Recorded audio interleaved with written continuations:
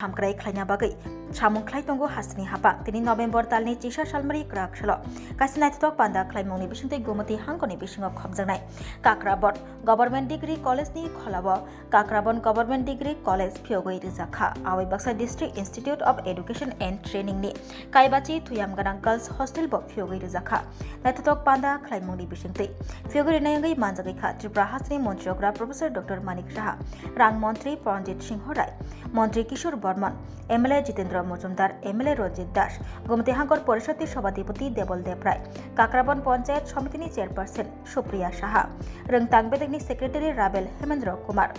SCERT तांगफां एलदालम तांगफां अनिमेश देवबर्मा गोमती हांकरनि हांकरफा रिंकु लाथार पुलिस सुपार किरण कुमार के खबै कुबुनि जुदा जुदा आदंग्र असल काक्राबन गभर्नमेंट डिग्री कलेज तै बोरिरंनि बागै तंगजानाय गर्ल्स हस्टेल 13 करोड़ रां सबायै स्नाम जाखा ताबक अ हस्टेलाव तंगिनो रोंस्रोङै मानबाय सिनाय रोंस्रोङै जोग्र আমরা অত্যন্ত আনন্দিত যে আজকে কাকরাবনবাসীর জন্য এটা একটা অত্যন্ত আনন্দের দিন যে অনেক দিনের একটা ইচ্ছে ছিল বিশেষ করে আপনাদের যে জনপ্রিয় বিধায়ক উনি বারবার এই বিষয়টা নিয়ে আমাদের গোচরে এনেছেন এবং শেষ পর্যন্ত সেই কাজটা আজকে এখানে হলো তার উদ্বোধন আমাদের হাত দিয়ে এখানে হলো একটা হিস্টোরি তৈরি হলো এখানে একটা মাইল ফলক তৈরি হলো এবং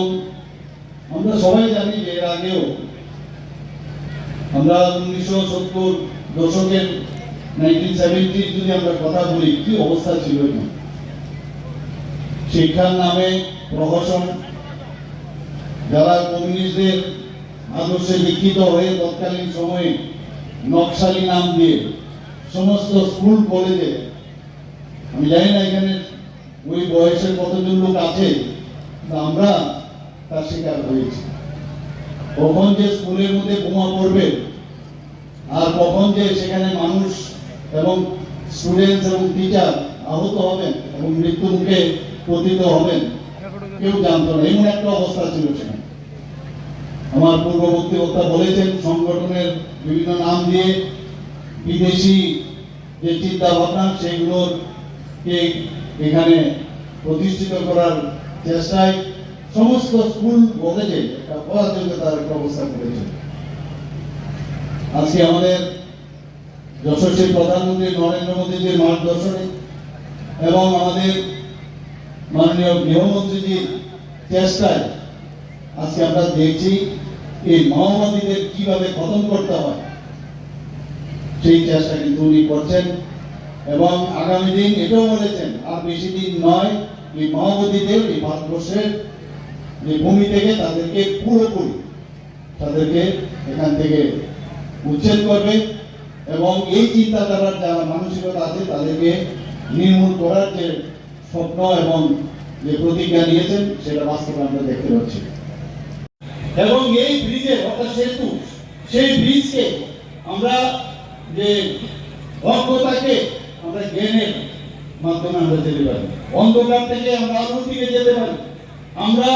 এইভাবে আমরা মানুষকে আমরা পরিচালনা করার চেষ্টা করছি আমরা স্টুডেন্টদেরকে আমরা সেইভাবে বোঝানোর চেষ্টা করছি পুঁথিগত বিদ্যা শিক্ষা জীবনের মূল ভিত্তি হতে পারে না মাননীয় প্রধানমন্ত্রী বারবার এই কথাটা বলছেন আমাদের গুণগত শিক্ষার মাধ্যমে বারবার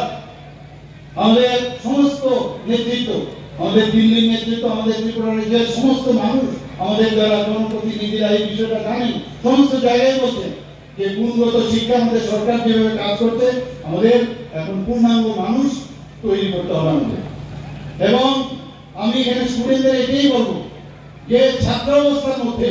আমাদের বিভিন্ন যেসব সামাজিক কাজ তার মধ্যে আমাদের নিয়োজিত থাকতে হবে খালি বই পড়ে কিছু হবে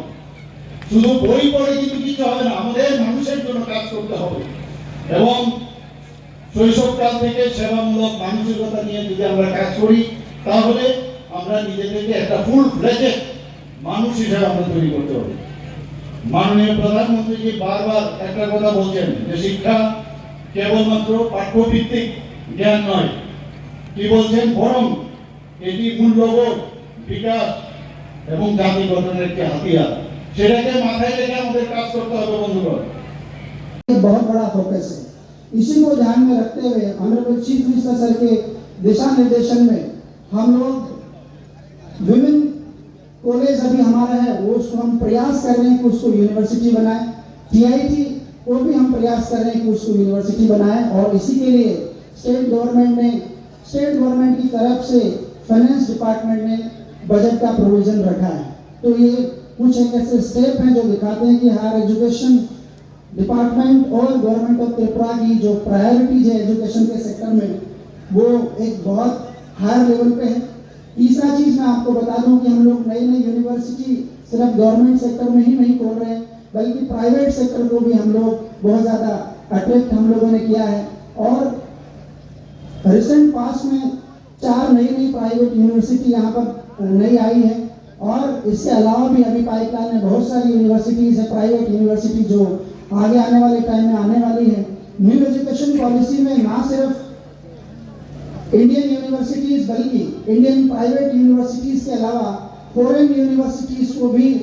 बाकी जितने भी सारे डेवलप्ड स्टेट्स हैं उनमें प्रयास किया जा रहा है कि फॉरेन इन्वेस्टमेंट भी इसमें आए। हम लोग भी यहाँ प्रयास कर रहे हैं कि डेफिनेटली कोई ना कोई बड़ा कैंपस हम लोग फॉरेन यूनिवर्सिटी का ओपन कर सके। आप सभी लोगों को बता दूं कि मुझे बताते हुए बड़ी खुशी होती है कि एनईपी को इम्प्लीमेंट करने वाला सिर्फ नॉर्थ ईस्ट में ही नहीं बल्कि सारे इंडिया में कुछ एक स्टेट है जो कि हायर एजुकेशन में न्यू एजुकेशन पॉलिसी को इम्प्लीमेंट कर पाए हैं। त्रिपुरा उनमें से एक स्टेट है। आज हम एक 2 बड़े इनिशिएटिव का इनोग्रेट करने जा रहे हैं। हमारे हायर एजुकेशन डिपार्टमेंट सब में सबसे ज़्यादा जो कंसर्न का विषय रहता है वो रिटेंशन का रहता है और हमारे नॉर्थ ईस्ट में वो समस्या एक बहुत बड़ी समस्या होती है। अगर हम ग्रोस एनरोलमेंट रेशो की बात करें तो ग्रोस एनरोलमेंट रेशो हमारे यहाँ पे हायर एजुकेशन में 20% तक जाके टिक जाता है और नई हायर एजुकेशन पॉलिसी में जो हमें प्रयास करना है, हमें दिशा में बढ़ना है वो 2030 में ये ग्रोस एनरोलमेंट रेशो को हमको 30% तक बढ़ाना है और 2035 तक हमें 35% तक बढ़ाना है। इसके मायने ये है कि स्कूल से बाहर निकलने के बाद सभी बच्चों को कॉलेज जाने का अवसर मिले। तो इसी के लिए, इसी जीआर को बढ़ाने के लिए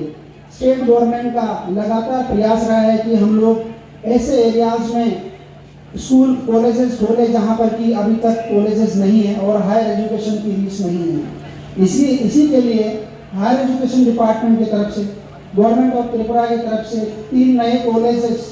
ऑलरेडी ओपन हो चुके हैं। कोरबुक में ओपन किया जा चुका है, अम्बासा में ओपन किया जा चुका है और आज हम इसका इनॉग्रेशन करने जा रहे हैं। इसके अलावा आपको मैं बता दूं कि हमारे त्रिपुरा स्टेट में जो जीआर तो एक कंसर्न का विषय था, लेकिन ये जो सर्वे है ये सर्वे काफ़ी पुराना है। आई एम श्योर कि जिस तरीके से स्टेट गवर्नमेंट के प्रयास रहे हैं, नए कॉलेजेस हम लोग खोलते जा रहे हैं, हमारी रीच बढ़ाते जा रहे हैं, आई एम श्योर कि आगे आने वाले टाइम में ये हमारा जो 21% है वो 25% से प्लस ही होगा। दूसरा, हम लोग किसी भी इंस्टीट्यूशंस में जो जेंडर पेरिटी का इंडेक्स अगर हम देखें हमारे यहाँ पर वो अराउंड 0.89 है और इसको हमें प्रयास करना है कि इसको हम 1 कर दें, मतलब कि विमेन और मेल और फीमेल दोनों का रेशो हायर एजुकेशन में बराबर है। इसी थीम को लेकर के रिसेंटली स्टेट गवर्नमेंट प्रयास कर रहा है कि नलचर में ऑलरेडी ऑनरेबल चीफ मिनिस्टर और ऑनरेबल मिनिस्टर सर के निर्देशन में कैबिनेट ने पास किया है, नलचर में भी एक नया कॉलेज ओपन होगा। तो ये सारे प्रयास दिखाते हैं कि हायर एजुकेशन सेक्टर में रिसेंटली जिस तरीके से नए इंस्टीट्यूशंस हम लोग खोलते जा रहे हैं और एनईपी के जितने भी सारे प्रोविजंस हैं उसमें एक अच्छा परफॉर्मेंस करने की दिशा में स्टेट गवर्नमेंट लगातार प्रयास कर रहा है। नंबर 3, मैं आप सभी लोगों को बताना चाहूँगा कि न्यू एजुकेशन